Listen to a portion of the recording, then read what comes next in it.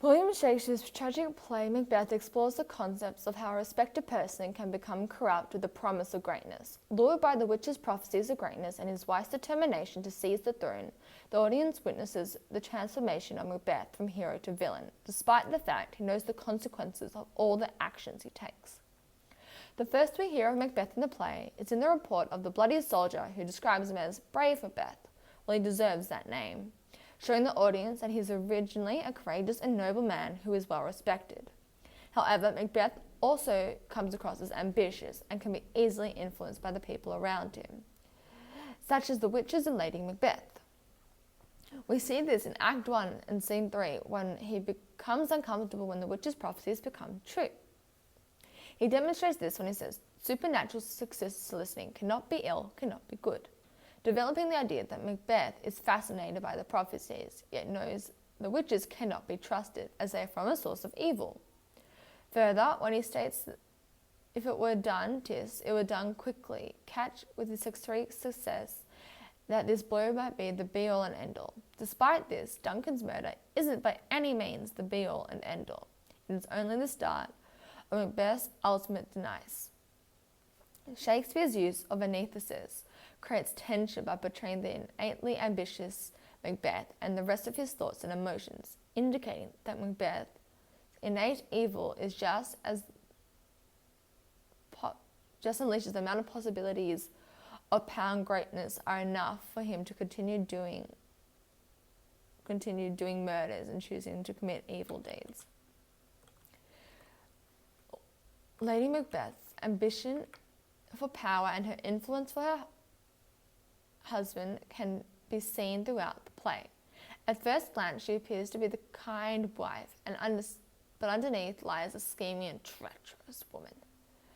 Her attempts to influence Macbeth's decisions in order for them to achieve greatness is proven when she declares that she would dash out the brains of her own child to pursue her goal. Cunningly, she manipulates Macbeth to do the murdering for her. Nevertheless, we see her attack Macbeth's masculinity. Was Hope drunk when you dressed yourself? Which inevitably caused Macbeth's behaviours to change for the worse. I am in blood, stepped in so far that I should wait no more, returning were so tedious as goer, indicating that after the murder he realised that there is no turning back from treachery. When we hear of Macbeth's lament that he hath killed sleep, he is overwhelmed with a sense of paranoia and guilt, and he realizes that he needs to kill Banquo, and inevitably allowing Lady Macbeth to continue persuading him to kill for power and greatness, and to secure his ill-gotten crown. However, when Macbeth's coronation supper is interrupted by the gory ghost of the recently murdered Banquo, the time has been that when the brains were out, the man will die. He becomes baffled and panicked. Heading to the three witches, they prophesy that none of woman born shall harm Macbeth. And he sees a sequence of Banquo's descendants stretching out to the crack of doom. This turns into the final tipping point in his descent from hero to villain. Macbeth is shedded of his guilt and replaces this with a sense of remorselessness.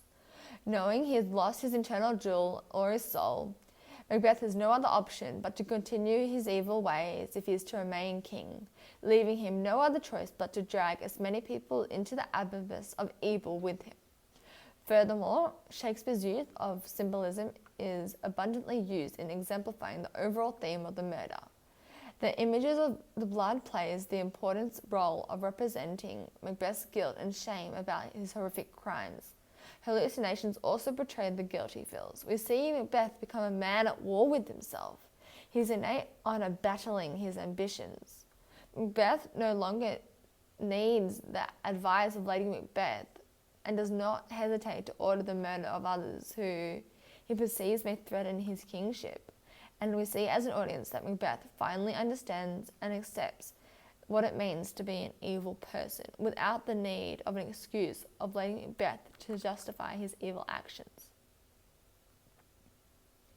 The great tragedy of Macbeth is that his ambition overpowered his better judgment, allowing him to inevitably descend from hero to villain knowingly.